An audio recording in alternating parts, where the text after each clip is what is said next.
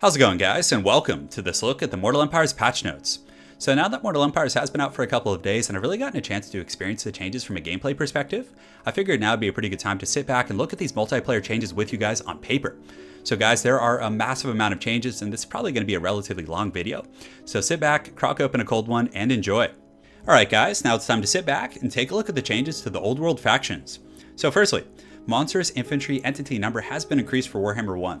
I definitely like this change quite a bit. I feel like Minotaurs and, trolls and units like that were relatively underpowered.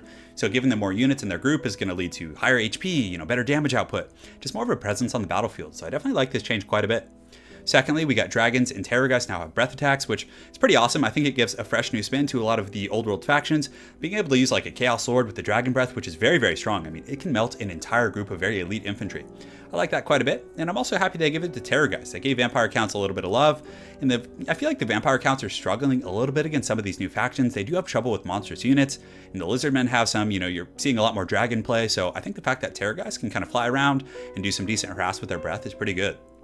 So next, nearly all abilities that modify melee attack, melee defense, and weapon damage have been rebalanced. And as you guys can see at the top, the number of small changes to the old world factions is in the thousands. So this list is primarily going to be focusing on the major changes. So all units have more health and lower attack speeds to match the new Warhammer 2 factions. Because of that, these changes are not listed individually later unless they're significant. Got it. Sounds good. All right. So now we're going to jump in and take a look at the Empire guys. So Griffins now have less charge bonus and higher melee attack. I like that quite a bit.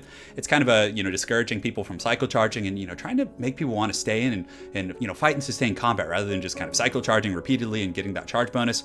Definitely think that's pretty cool.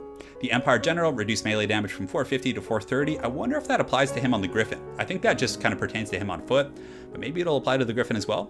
He has had a minor cost reduction, which is nice, and I don't think it's like a terribly significant nerf. Definitely fine. Empire, despite any nerfs they get, I still think because of their diversity, they have Lore of Life, Nets of Amchok, they have really good regiments for now. I still think they're going to be a top tier faction. Boris Todbringer. He has had a melee damage reduction from 450 to 430. Honestly, I haven't really noticed this to be an issue. I've been using Boris Todbringer in pretty much all of my Empire games, and he still seems really, really strong. Arc Lecter, major reductions. Oh, I wonder why they're nerfing him. He didn't really see much play in the first place. Major reductions in health and armor, massive reduction in base cost. Got it. Okay.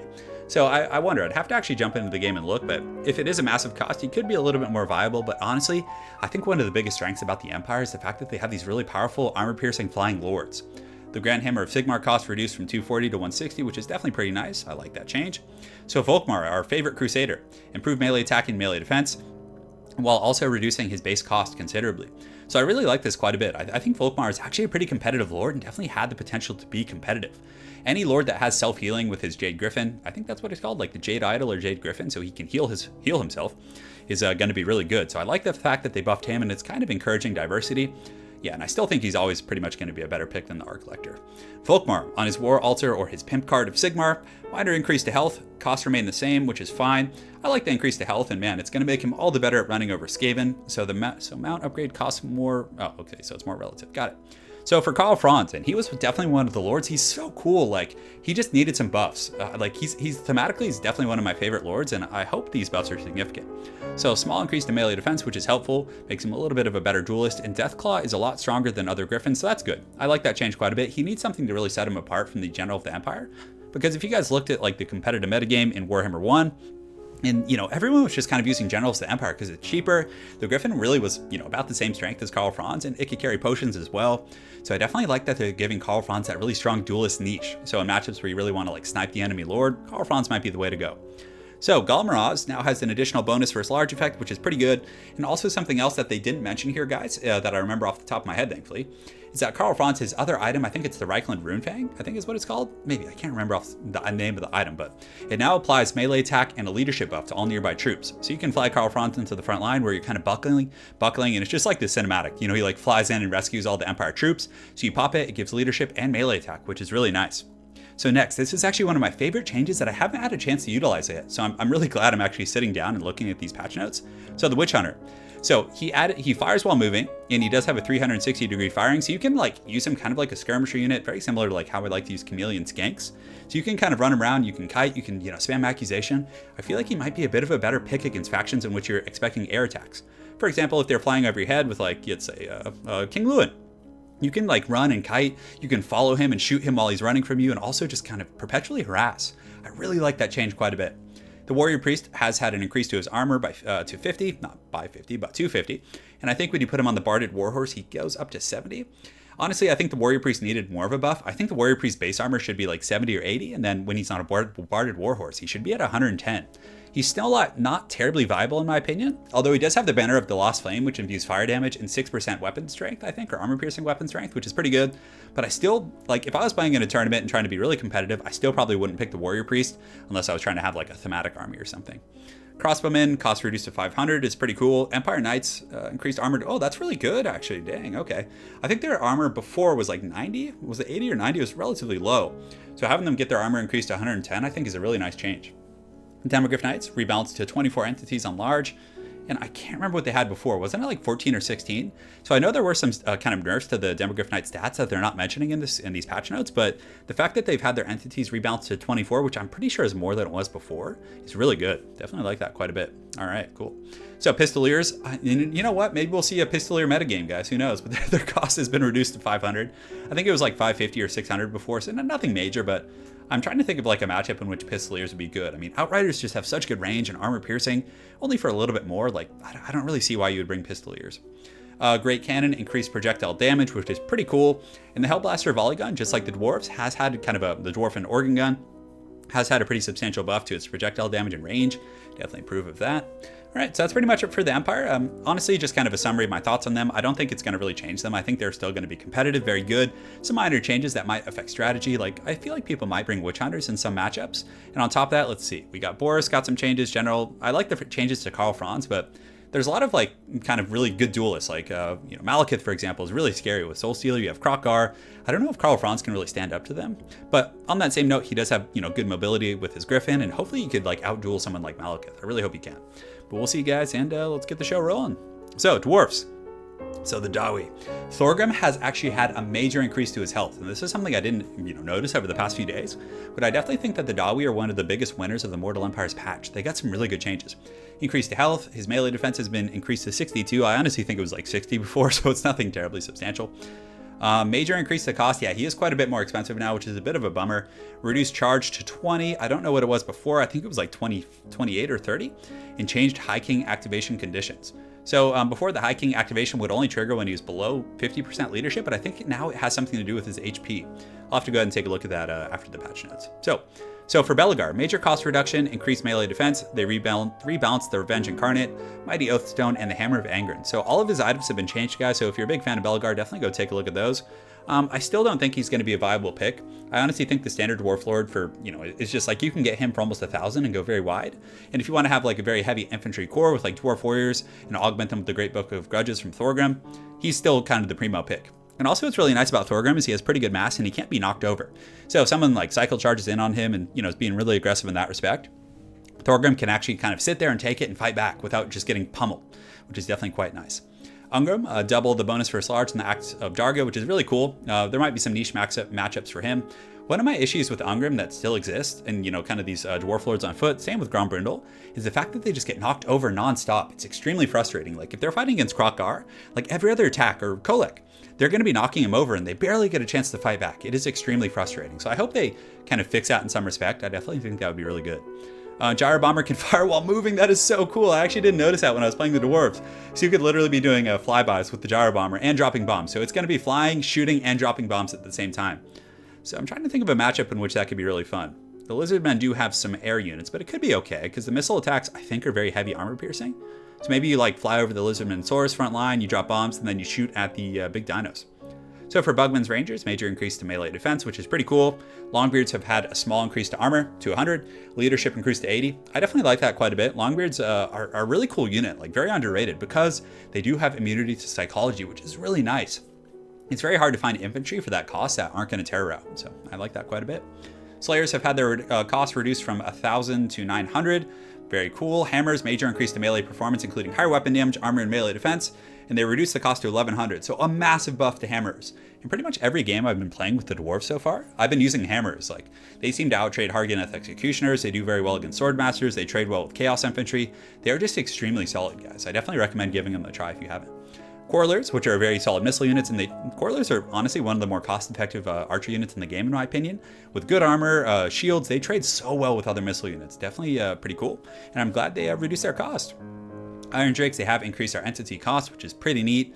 They reduced the cost of regular Iron Drakes and added the burnt contact on effective projectile. Okay, so yeah, Iron Drakes I think used to cost 900, now they cost 800. I still don't really, I'm not a huge fan of the regular Iron Drakes, but the burnt is pretty nice.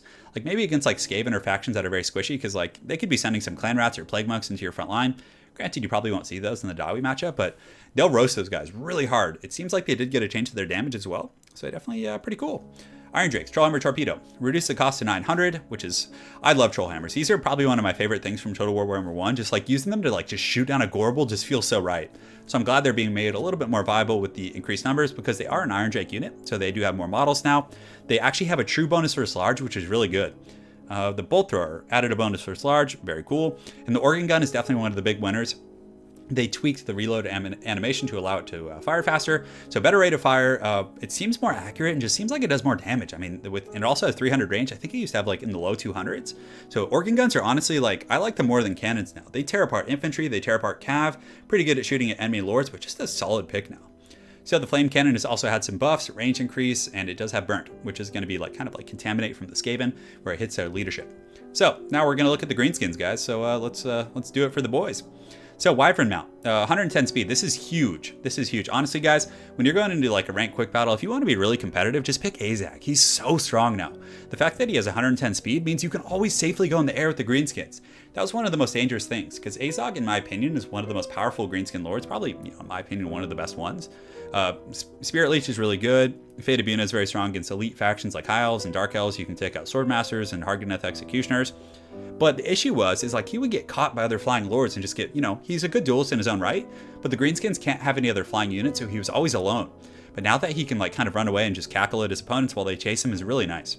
Grimgor has had his cost reduced in multiplayer, pretty cool. Skarsnik, increased health, definitely needed it. He's a little bit squishy. But this is actually one of my favorite changes to the greenskins as well. I don't know about from like a competitive sense, but Trixie Traps. So Trixie Traps, which is his ability before, which gave like a charge bonus and speed, it now gives all your troops stock and unspottable for a short duration. So you can literally get like a couple giants. And if you're worried about your giants taking fire before you get close to your enemy's army, you just put Skarsnik next to them, you pop Trixie Traps, and you can get surprise ambush giants. It is so cool, guys. Definitely recommend going into multiplayer and trying it out. It's quite a bit of fun, and I do have a couple replays with that coming up. So Wurzog, major cost reduction to his base in multiplayer. He was a little bit pricey. Warpaint of Wurzog changed to a constant 11% physical resist and a 40-meter radius. What was it before? Was it more or less? I can't really remember, but honestly, it's pretty much the same. Wurzog is still very competitive. Any lord who does have access to kind of a slew of spells, as well as a snare like Effigy of the Get, Prey of Anathrama, things like this are very, very powerful, guys. So I still think he's quite competitive. Skullmuncher. Azag Skullmuncher, which is his mount, increased melee defense to 24. That's pretty good because his melee defense was pretty low. I definitely like that change. Nightshroud changed the spell to grant stock. Okay, so Nightshroud, which was kind of an ability that was more of a meme in Total War Warhammer 1, you didn't see a lot of play with it, has had a change to it now grants stock and unspottable. So I'm seeing some really sneaky potential with the greenskin strategy, like just getting like giants and Arachnarok spiders and black orcs, and just like if you're worried about them taking powder fire, you could just use Nightshroud and Skarsnik, and then you can literally like get so close to the enemy army before they're able to fire, which is going to hugely mitigate their artillery and other kind of ranged assets. Goblins, they do have expendable now, so when your goblins get crushed, they're not going to cause leadership penalties. Increased damage from the spinning loons. Yeah, this is a big one, guys, right here. So if you're using Fanatics, especially with the Regiment of Renown, those spinning loons that they throw do a ton of damage. They're really inaccurate and kind of hard to aim, but they do a ton of damage. Definitely give it a try. Night Goblin Twig Hoppers. So they actually are now primarily an armor-piercing unit. Their values have been massively buffed. So you guys will see in their tooltip, they're more of an AP-type unit, which I think is going to make them huge against the Dwarves. Very good against the High Elves like White Lions and Swordmasters. I really like that pick, that change quite a bit. Savage Orcs got a bit of a nerf by 5%. Pretty insignificant, they're still very good. And Black Orcs, guys, are linebackers. They got a massive weapon strength buff, so buffed and rebalanced to improve combat performance. Their weapon strength now is like 50, but with very heavy armor piercing value. So it's really hard to find units that have that much like raw weapon strength with that good of an AP value on an infantry unit. So they're really going to shine, and unlike Swordmasters and Chosen, Black Orcs are also immune to psychology, which is really cool. A little bit of a cost increase, but that is a-okay.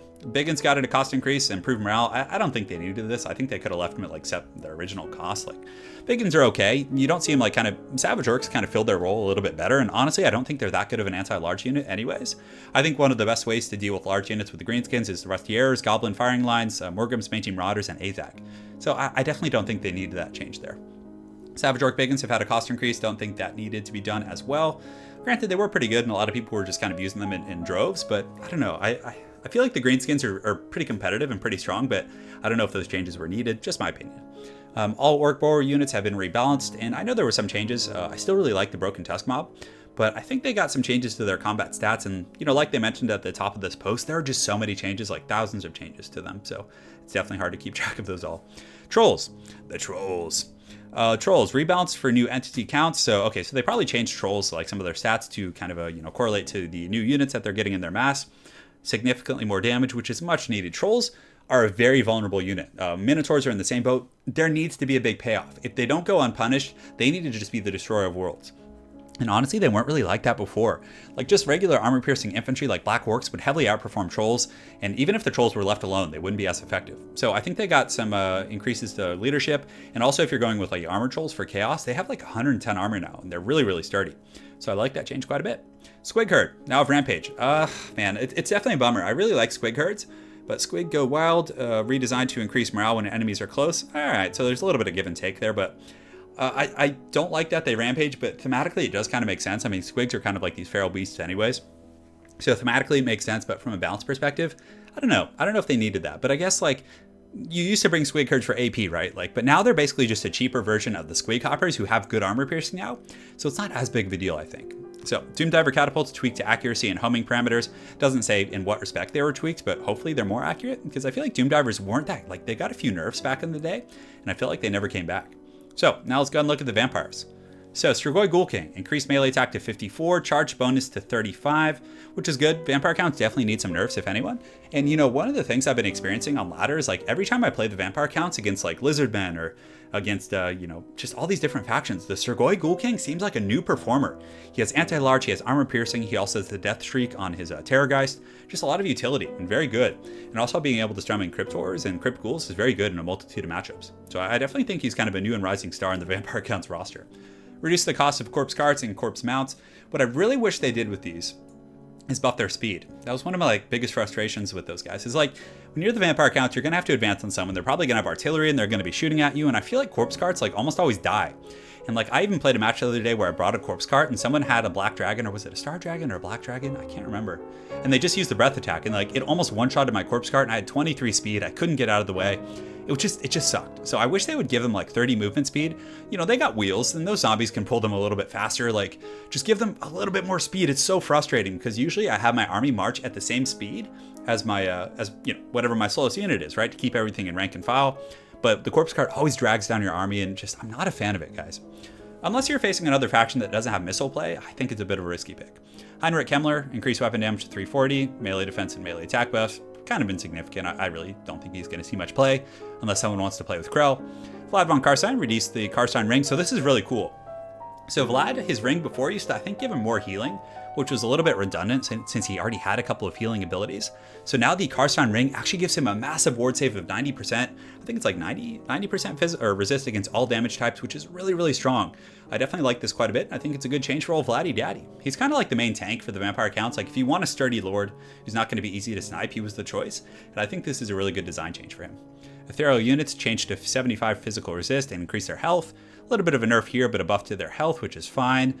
Improved stats and the cost of zombie dragon mounts. And zombie dragon breath is very strong for sure. I honestly feel like I was doing some testing, and the zombie dragon breath and the star dragon, all the breath from the different dragons seemed relatively similar in terms of its damage output. But yeah, seems pretty good. Terrorgeist rebalanced, increased to melee damage and reduced bonus. Why did they reduce the bonus? The Terrorgeist are really good though. I definitely think they're pretty strong. Definitely decent against the Skaven and factions that are susceptible to terror rotting. It's good at kind of pushing around doom wheels and gives them some good utility.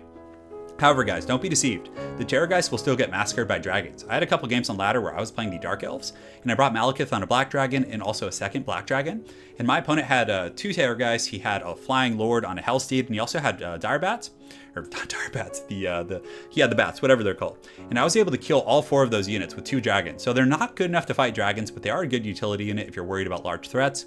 I think they're going to be very good versus the Lizardmen, because the Terrorgeist with its anti-large, armor piercing, and poison can definitely kill Basphyllodon, so I really like that quite a bit there.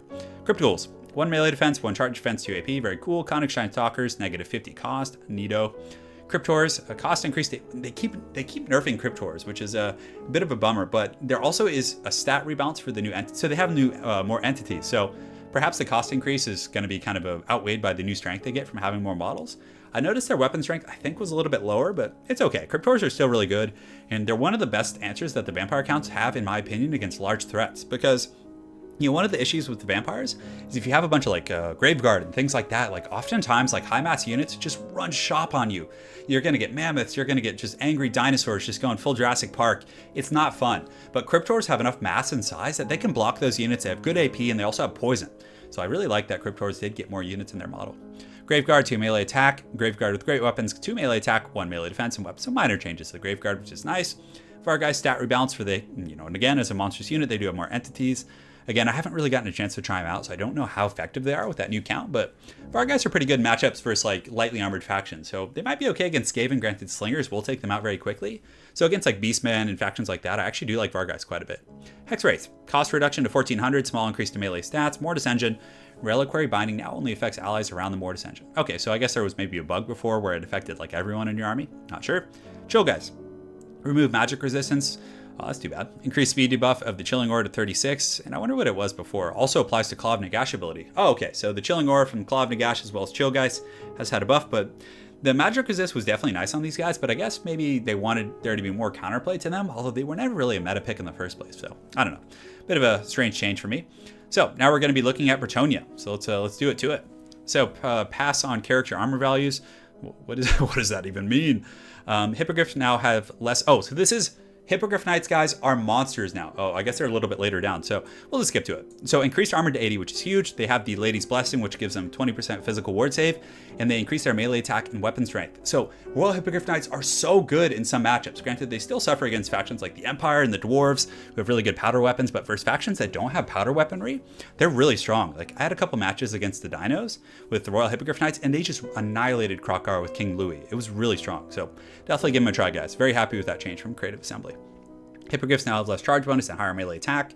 King Lewin greatly reduced cost on non-Bequois, but you gotta go Bequois, guys. Bequois is a lot stronger than other Hippogriff mounts, so very similar change that Col France got to the Empire.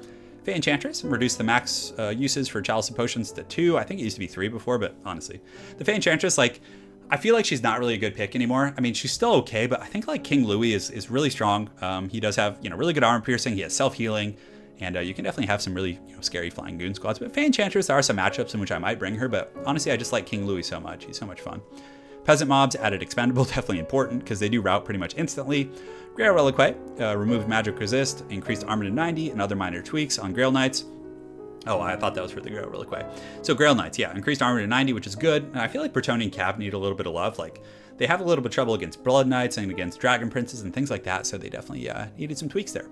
Knights of the Realm increased their armor to 90, like that changed quite a bit. Royal Hippogriff Knights we already went over, and Mounted Yeoman. Rebounce their stats to have them cost more accurate, or rebounce their stats to match their cost more accurately. That's good. So I wonder if it was a buff or a nerf. I'd have to go look, but hopefully it's a buff. All right, Warriors of Chaos. Time for the bros. All right, so greatly improved Chaos Dragon mounts, and yeah, they did. Chaos Dragon mounts are just destroyers of worlds, guys. They're definitely very good. Small increase to Manticore mounts in terms of health increase, which is cool. Reduce the missile resistance of Sartorial, the Ever Watcher, the Chaos Sea Lord, the Warp Chicken, whatever you guys want to call him, to 60. I think it's fine. I think it was 75 before, but 60% is just fine. I played a couple matches with him versus Skaven. With his missile resist plus his magic resist, he's such a beast. He's so hard to kill for sure. So I like the Warp Chicken still. Don't mind that nerf. Totally fine. Rebalance the new entity count for Dragon Ogres, increased damage and bonus for large. Dragon Ogres are pretty scary, and when we get our Regiments for down back for the Chaos, I think they're going to be very heavy contenders. Archeon, he did get a health increase on his Dorghar, the horse.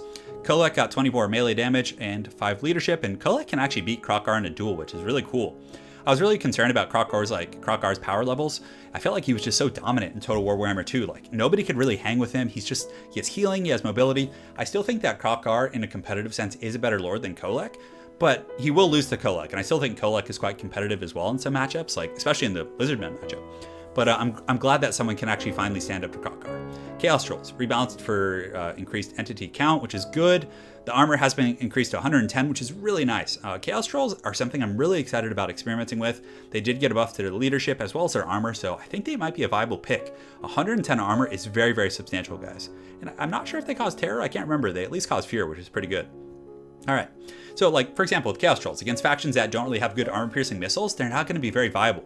And I'm really excited to kind of see this. It's the same kind of ideology behind the Lizardmen. So when you're playing Lizardmen against High Elves, it's very safe to bring, Bastillodons and other big dinosaurs because their missiles don't really have good armor-piercing values. And I'm really hoping that the Chaos Trolls will fall into that same category. All right, Chaos Spawn rebalanced, big increase to damage. I still think they kind of suck because they just die so quick to pretty much any missile fire. Dragon Ogre Shaggoth, reduced leadership to 75, increased melee damage to 460, small tweaks to melee attack, defense, and charge bonus. Cool. And Chosen got an increase to leadership, which is really nice. And also, another buff about Chosen, guys, is they got a really nice buff to their weapon strength. So it used to be 44, and now it's 48. And honestly, the Chosen can pretty much beat all other great weapon infantry. They beat Swordmasters. I'm pretty sure they beat Hargneth Executioners. They can beat Blackworks. And I'm glad that Chaos finally has like a really dominant position in the infantry game. And again, still, I'm a little bit hesitant about bringing them against factions that have really good powder and artillery play, but against factions that don't, like against High Elves, I feel like they're good. Dark Elves, you have to be a little bit careful because Dark Shards can take them out, but I still think it's pretty nice. All right, Wood Elves. Rebalanced Forest Rider attribute to 50% accuracy and 20% melee defense and 4 is pretty neat. Glade Lord on Great Eagles and Forest Dragon rebalanced to match monster stats more accurately. Forest Dragon. Rebalanced stats to be in line with Warhammer 2 Dragons. Spellsinger rebalanced the Great Eagles and Unicorns. A little bit ambiguous, not sure what the balances are. Increased Ancient Treeman weapon damage to 450, which is cool. I'm still a big Mel Gibson fan. I honestly think that Mel Gibson is probably one of the better lords in the game with Cloak of Isha. Like, he is so hard to kill, he's durable, and also Vortex abilities have been buffed, guys. So the Hounds of Orion, you guys see right here, this ability for Mel Gibson, it does a massive amount of damage to pretty much anything it hits. Like, give it a try, guys. You will not be disappointed. Durthu increases weapon strength to 470, which is nice because one of the issues with Durthu is like when you bring him, he can get bullied by other AP lords. So still a very good duelist. He can almost beat Kolek, but giving him that buff to his weapon strength is very good. Orion got added 3 uses to the Hounds of Orion, the Hawk's Talon, which is fine. Honestly, I rarely use them more than that. Made the Hawkish Precision a free ability on the Waystalker. So it's kind of like with the Blood Roar with the Empire, how they add that to the Imperial Griffins. He now has Hawkish Precision for free. Very cool. Increase the armor to 60% to match Dryads. Dryads, man, they got some really nice changes. I'm very happy about that. They had, I think, their weapon strength buffed, and they also got armor increased to 60 on top of their physical resist. These guys are a very niche tool against Skaven. So if you're fighting against Skaven, Plague Monks, a lot of the Ninja Rats, like the Clan Eshin guys, they have very, very good physical resist. So Dryads have good armor, well, quote-unquote good, decent armor. They have physical resist, but also Dryads do magic damage, guys. So Dryads do so well against Skaven because that magic damage mitigates the effect of the Skaven physical resist. War Dancers increase the entity count to 75, which is good. War Dancers are pretty strong. They're also very good against Skaven and lightly armored factions. Probably going to be good against Beastmen as well, although you do have to watch out for Bestigors. War Dancers with dual swords, added bonus versus infantry, which is good. Reduced attack and weapon strength. So yeah, it's kind of making them more of like a specialist type unit. They're not going to be as good in a general sense, but when they're fighting infantry, they're probably going to be better than they were before. So Wildwood Rangers. Removed inherent bonus versus large. Now only gets bonus versus large and force. Oh, that's too bad. Yeah. Well, hopefully they buff some of their other stats because that's a huge bummer. I mean, I really like these guys as like kind of a niche tool against like, if you're expecting Shaggoths or things like that, that anti-large was nice. And honestly, I really don't like those kind of forest things. From a campaign perspective, it's fine because when someone attacks Athel Lauren, you're in a forest environment, you can get some cool play out of that. But from a spectator perspective, I hate fighting in the forest, and also like it doesn't happen that much in multiplayer. It's very easy to play around. So man, I really don't like those forest changes there. It's a little bit of a bummer. So I wish they just like maybe nerfed his general weapon strength and left the bonus versus large to make him, that kind of a specialist. Oh, excuse me. Sisters of Thorn. Increased missile range and missile damage, reduced weapon strength. So yeah, that's cool. Given that they're really like kind of interesting hybrid unit. Like the Shield of Thorns is really good. The Curse of Onrare has some pretty decent utility for like slowing units down. I feel like they might be a bit of a niche pick, and I like those changes. No problem. Glade Riders. Increased missile range to 150. So in Total War Warhammer 2, they basically released a ton of really powerful skirmishing units. You had Chameleon Skinks with their 40% missile resist. You had the Gutter Runners with poison, who are just absurdly powerful. Thankfully, they did get nerfed, but I like the fact that they're trying to kind of increase the skirmishers from, Total War 1, reducing the cost of pistoliers, buffing these guys. I think that's a really good change. So kudos to you, CA, on that. Weightwatchers, increased range to 190. It definitely should be increased because these guys are supposed to be the creme de la creme. And regular high elf archers that are like dirt cheap at like 475 have 180 range. So I think it's really important that they kind of buff these old school archers. What else should have the elite archers? Deepwood scouts, increased range to 180. Very cool. It definitely should at least be equal to high elf archers. Now for the beastmen, the dog beasts as we call them. So Malagor, let me go ahead and scroll up here. Yeah, okay. So Malagor, Icon of Vilification, now buffs leadership rather than melee damage, which probably is better because does it buff his leadership or nearby troops? I think it's nearby troops, which is good because he's not someone you want in melee. So I think that was a little bit counterintuitive. That's definitely a good change. The Staff of Ruinous Corruption. So this is probably the biggest change to all the beastmen right here, guys. So the Staff of Ruinous Corruption max uses reduced to 1 and Spirit Essence of Chaos reduced to 1. So it's a massive nerf, like really, really rough. But he's still very good and competitive. He has healing, poison, and 2 groups of Chaos Spawn is still strong. And if you just look at him completely objectively, take all the beastmen out of the picture, right? He was overpowered. He's very strong, a game-changing factor, but the reason I didn't think he needed a nerf before is because the Beastmen as a faction definitely struggled. They had some weaknesses, but hopefully they address some of those weaknesses, and honestly, I've been having massive success with the Beastmen on ladder. I don't think I've lost a game yet. So, yeah, I really do, I think he needed a nerf, but hopefully that it also comes at the price of a Beastman buff. So, the way the Staff of Ruinous Corruption works, you just summon in a targeted area, very fun, very powerful, but the Spirit Essence of Chaos is not an ability that you have control over anymore. What it does now is, whenever a nearby troop drops below 20% of an opponent's troops, they immediately get targeted with his ability, he kills them and summons Chaos Spawn. So, there is some counterplay to Morker, like you could send in a group of miners, and let them, kind of take a beating, and Morker is going to waste that Chaos Spawn summon on those guys, instead of being able to use it on like your hammers later on. So very, very interesting stuff. Kazarak's Dark Mail now has an active phase duration of 32 seconds, which is good. I feel like it might be something worth bringing. Dark Mail has like some really good kind of stats and abilities. Well, not stats, but it has a really good kind of triggered ability. So I like the fact that it has a duration now. Bestigors, increase entity count to 75 on large and rebalance the unit accordingly, which is good. Anytime you're getting an increased entity, it's very strong. I don't think they got too many general stat changes, but I really like the fact that Bestigors are going to be a little bit stronger. The Beastmen definitely need to have a contentious infantry. On top of that, they have good mobility, so I do like this change. Gore Herd, rebalance units, clear differentiation and roles between the two, a lot of small tweaks. And hey, at least it has improved in the tooltip. I can't complain. Gore Herds with shields, added Vanguard deployment, that's awesome. That is so great. I know I was watching a few free-for-all battles with on my stream, and Dog Plays was playing, and he had some awesome builds with mass Vanguard deployment with these guys. I really, really do like this change quite a bit. That's cool. Ungors, oh, that's nice, because Ungors aren't even that bad of a unit. They have decent stats, but they also are expendable now, which is good, which means you're not going to have a leadership penalty when they rout. Ungor Raiders have had a cost reduction. Ungor Herds cost reduction. Minotaurs rebalanced, tweaks to stats because they obviously did get more entities. So that's a good change. It seems like most of these changes for the Beastmen are pretty positive, and I've had success on ladder in the 3 or 4 days I've played Mortal Empire, so far so good. And they're going to be getting regiments renowned, so they're only going to be getting stronger. Razorgore Herd, increased entity count, reduced cost, added rampage. A bit of a bummer whenever you see the rampage added to something. It's a pretty big nerf, but as long as they did get more entities and they hit harder, no complaints.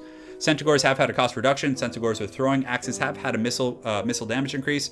So like I mentioned, just kind of that repeating pattern and kind of a balancing ideology of really improving skirmisher units from the first game.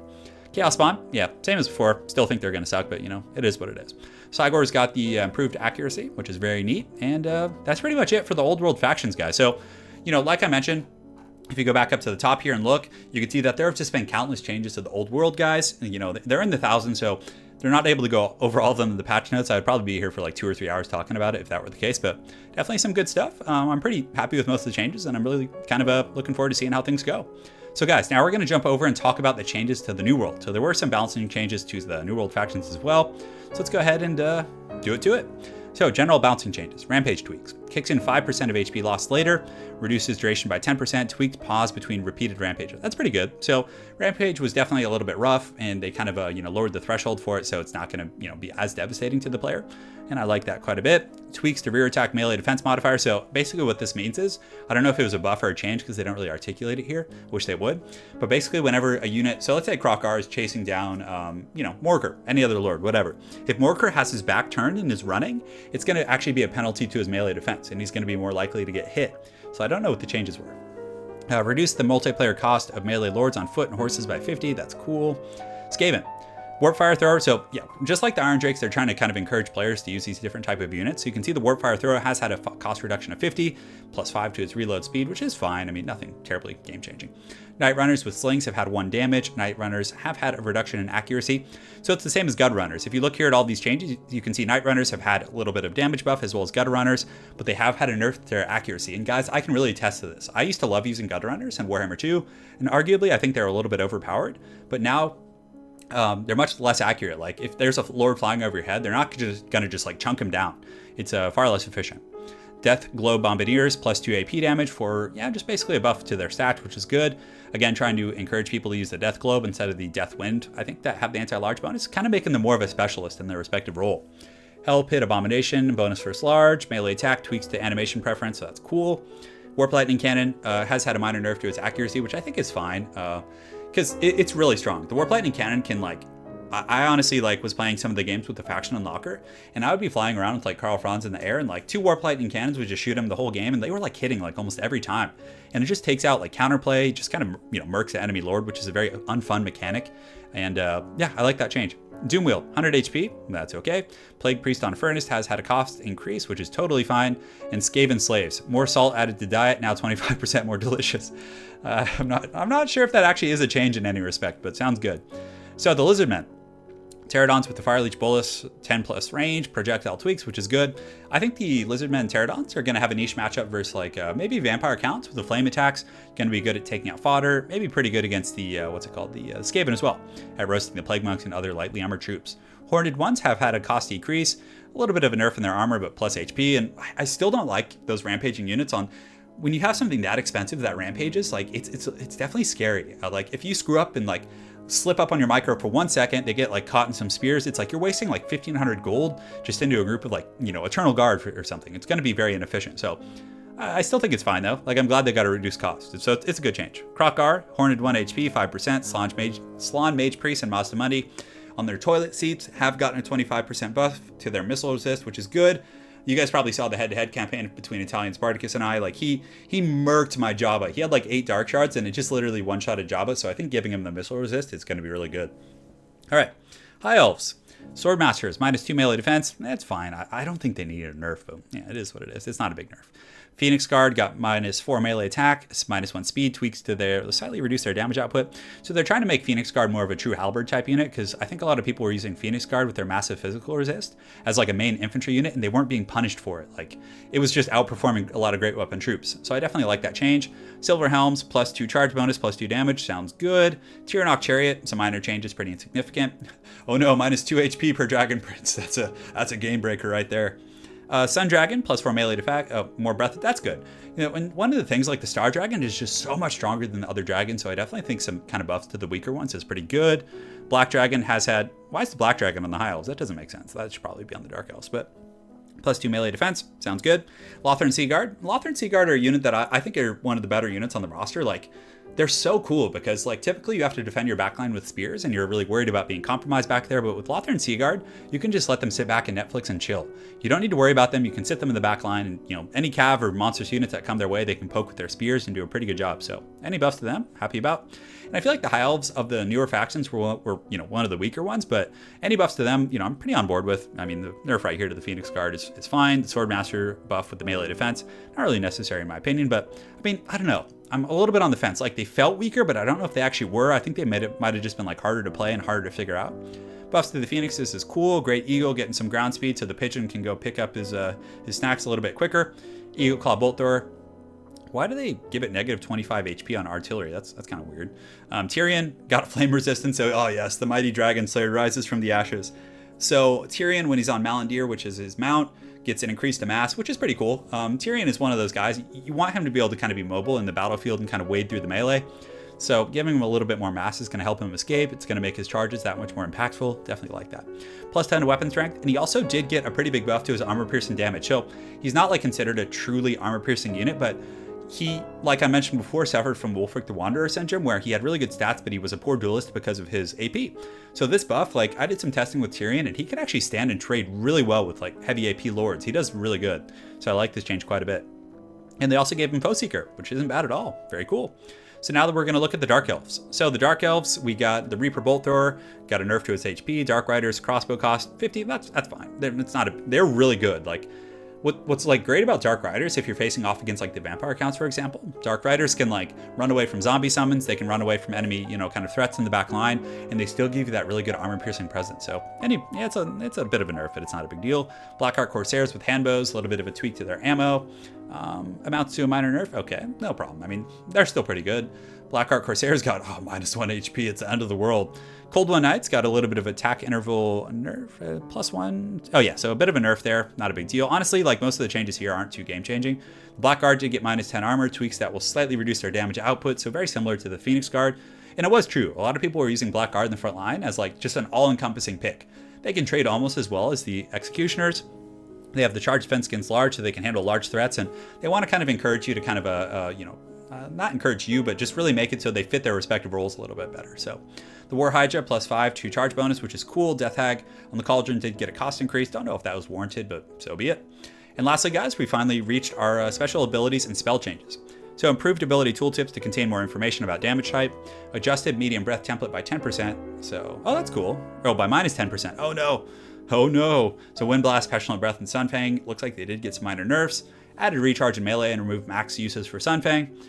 Oh, that's cool. So yeah, so Tyrion got some really big buffs. I mean, it does have a recharge rate, which probably he has to be in melee, but it has maximum uses. So as long as you're keeping Tyrion in melee, which he pretty much always is going to be, you're going to be getting a pretty good value out of that Sunfang. Comet of Cassandra and Blackheart Cauldron Explosion. So that's for campaign.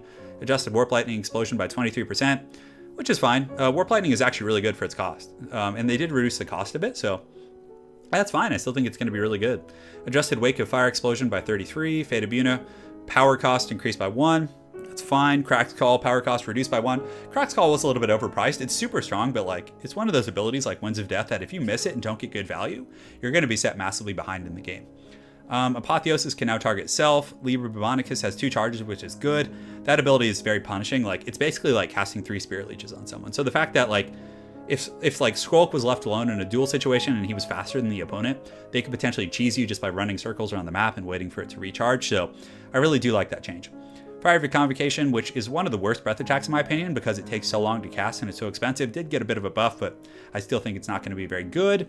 Remove charge bonus and stat effect of the Death Frenzy, which is interesting, increased duration to 20 seconds, and reduced the power cost by 1 and 2. All right, that's kind of cool.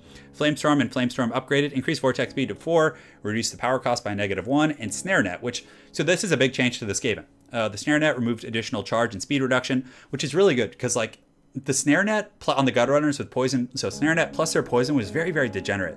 So I think the fact that like they nerfed that is a very, very, nice fix. So yeah. So guys, hopefully you enjoyed that. I think that was pretty much all the changes. I mean, I know there's a ton of other changes that, obviously we can't really address in just one video and that are very like micro level. So if you guys see anything else that's really noteworthy that I missed in this video, definitely link it in the comments below. I would be very interested in kind of reading that with you guys. And yeah, hopefully you enjoyed. I know it was a bit of a long one. And if you guys really want to see me do this for every patch, I'm more than down. Like every patch, if you guys would like me to see me cover all the multiplayer balance changes and everything, just give some like topical opinions and ideas, let me know, and I'll gladly oblige. So guys, thanks again for joining today. Hope you're all enjoying Mortal Empires, and guys, I'll see you on the battlefield.